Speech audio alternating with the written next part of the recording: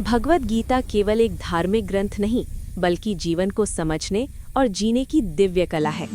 महाभारत के युद्ध भूमि कुरुक्षेत्र में अर्जुन के विषाद और प्रश्नों से प्रारंभ होकर ये ग्रंथ मनुष्य को कर्तव्य, कर्म, ज्ञान, भक्ति और आत्मबोध का मार्ग दिखाता है। इस संक्षिप्त संकलन में अध्याय 1 से 5 तक के प्रमुख भावों को सरल और सारगर्भित रूप में प्रस्तुत किया गया है, ताकि सामान्य पाठक भी गीता के गूढ़ संदेश को सहजता से समझ सकें। अध्याय 1 अर्जुन विषाद योग। कुरुक्षेत्र की पवित्र भूमि धर्म और अधर्म के महासंग्राम की साक्षी बनने जा रही थी। हस्तिनापुर में अंधे राजा धृतराष्ट्र अपने सारथी संजय से पूछते हैं, हे संजय, धर्मभूमि कुरुक्षेत्र में युद्ध की इच्छा से एकत्रित होकर मेरे और पांडु के पुत्रों ने क्या किया? संजय बोले, हे राजन, पांडवों की विशाल सेना को देखकर राजा दुर्योधन अपने गुरु द्रोणाचार्य के पास गया।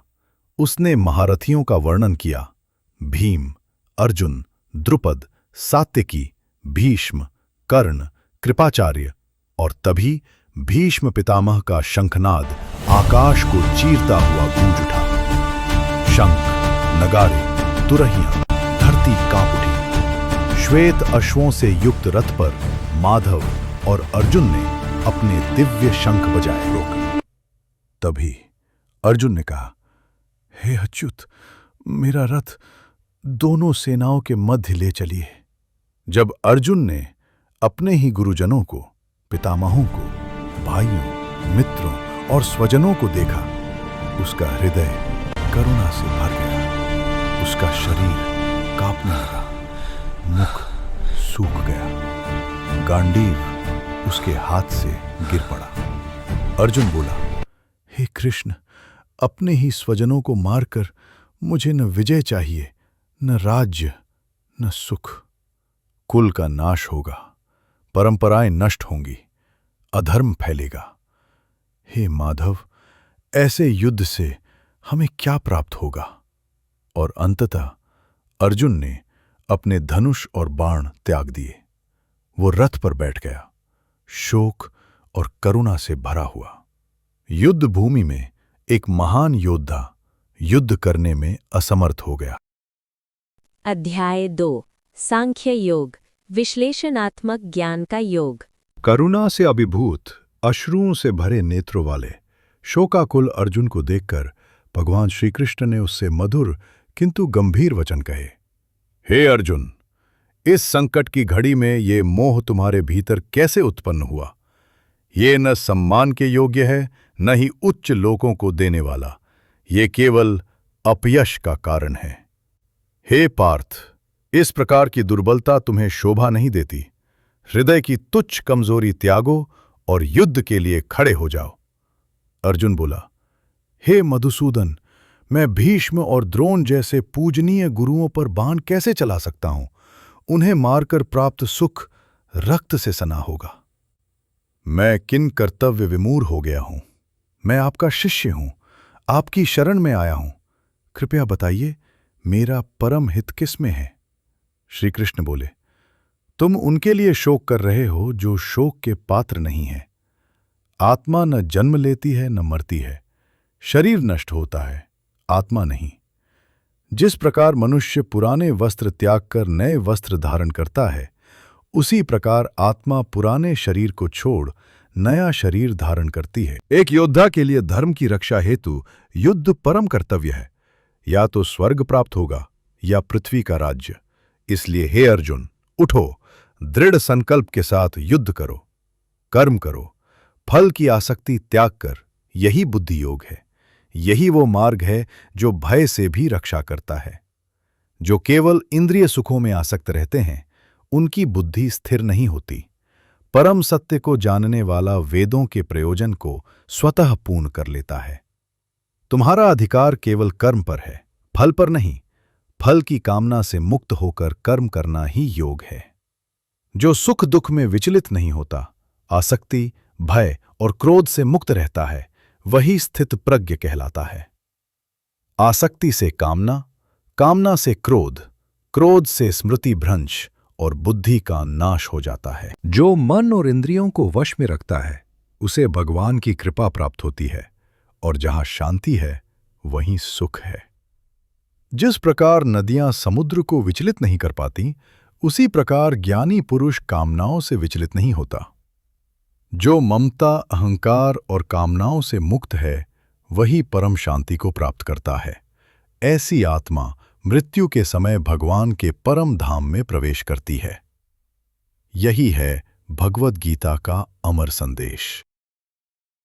अध्याय 3 कर्मयोग। अर्जुन ने कहा, हे जनार्दन, यदि आप ज्ञान को कर्म से श्रेष्ठ मानते हैं तो फिर आप मुझे इस भीषण युद्ध में भाग लेने के लिए क्यों कहते हैं? आपके अस्पष्ट उपदेशों से मेरी बुद्धि भ्रमित हो गई है। कृपया मुझे निश्चित रूप से कोई एक ऐसा मार्ग बताइए जो मेरे लिए सर्वाधिक लाभदायक हो। श्री भगवान बोले, हे निष्पाप अर्जुन, मैंने पहले ही भगवत प्राप्ति के 2 मार्ग बताए हैं। ज्ञान योग उन लोगों के लिए जिनकी रुचि चिंतन में होती है, और कर्म योग उनके लिए जिनकी रुचि कर्म करने में होती है। केवल कर्म त्याग देने से कोई कर्म फलों से मुक्त नहीं होता, और न ही केवल शारीरिक संन्यास से ज्ञान की सिद्धि प्राप्त होती है।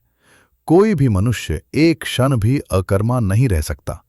सभी प्राणी प्रकृति के 3 गुणों के अनुसार कर्म करने को विवश हैं। जो लोग कर्मेंद्रियों को तो रोकते हैं पर मन से विषयों का चिंतन करते हैं, वे स्वयं को धोखा देते हैं।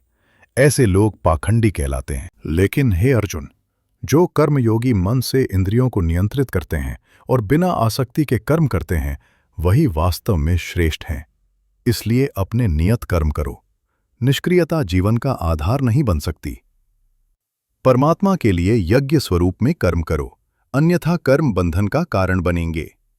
सृष्टि के आरंभ में ब्रह्मा ने कहा, यज्ञ के द्वारा तुम समृद्धि प्राप्त करोगे। जो देवताओं को अर्पण किए बिना भोग करता है वह वास्तव में चोर है। जो मनुष्य वेदों द्वारा स्थापित यज्ञ चक्र का पालन नहीं करते, उनका जीवन केवल इंद्रिय तृप्ति तक सीमित रह जाता है। ऐसा जीवन वास्तव में व्यर्थ है।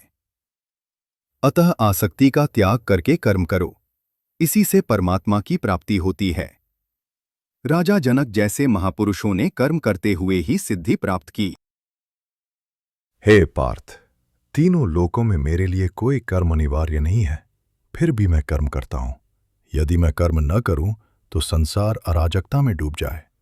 जैसे अज्ञानी आसक्ति से कर्म करते हैं, वैसे ही ज्ञानी को चाहिए कि वह अनासक्त होकर कर्म करे, ताकि समाज को सही मार्ग दिखाया जा सके। अपने सभी कर्म मुझे अर्पित करो, कामना और अहंकार त्याग कर युद्ध करो। जो श्रद्धा से मेरे उपदेशों का पालन करता है वह कर्म बंधन से मुक्त हो जाता है। सभी जीव अपनी प्रकृति के अनुसार ही कर्म करते हैं। इंद्रियों के विषयों से राग और द्वेष उत्पन्न होते हैं, लेकिन मनुष्य को इनके वश में नहीं होना चाहिए। अपना धर्म भले ही दोषपूर्ण हो, फिर भी दूसरे के धर्म से श्रेष्ठ है। अपने कर्तव्य का पालन करते हुए मर जाना भी दूसरे के धर्म का अनुसरण करने से अधिक श्रेयस्कर है। अर्जुन ने कहा, हे कृष्ण, इच्छा न होते हुए भी मनुष्य पाप कर्मों की ओर क्यों प्रवृत्त होता है? श्री भगवान बोले, रजोगुण से उत्पन्न कामना ही क्रोध बन जाती है। यही संसार का महान शत्रु है। यह ज्ञान को ढंक लेती है, जैसे धुएं से अग्नि। कामना इंद्रियों, मन और बुद्धि में वास करती है, इसलिए प्रारंभ से ही इंद्रियों को वश में रखो। आत्मा बुद्धि से भी परे है, अतः आत्मज्ञान के द्वारा इस कामरूपी दुर्जय शत्रु का दमन करो। यही है कर्मयोग का दिव्य संदेश। अध्याय 4 ज्ञान कर्म संन्यास योग। परम भगवान श्री कृष्ण ने कहा, यह शाश्वत ज्ञान योग मैंने सूर्यदेव विवस्वान को दिया था। विवस्वान ने मनु को और मनु ने इक्ष्वाकु को।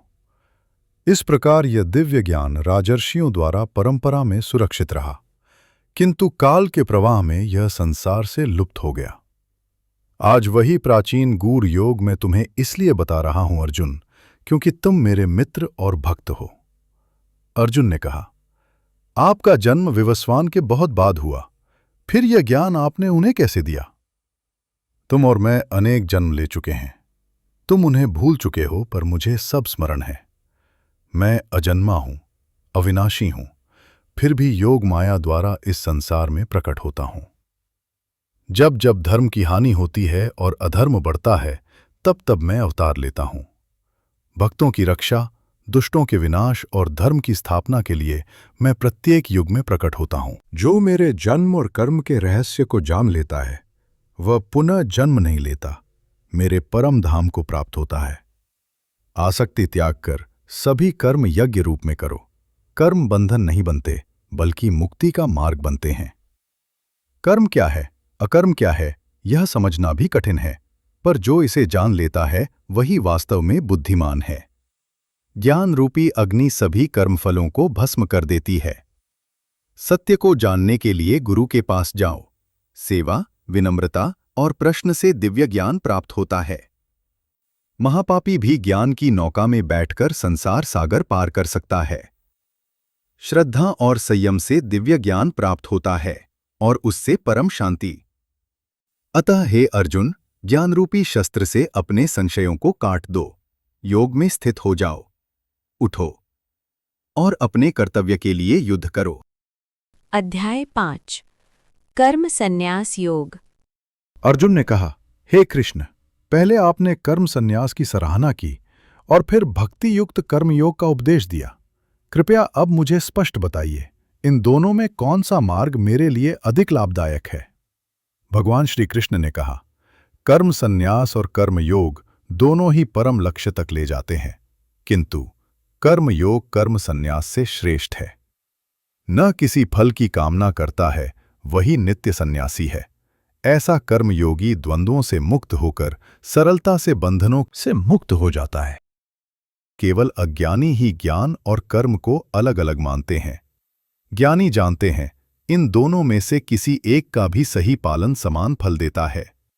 भक्ति युक्त होकर कर्मों का त्याग करना कठिन है, परंतु जो कर्मयोग में स्थित हैं, वे शीघ्र ही ब्रह्म को प्राप्त कर लेते हैं।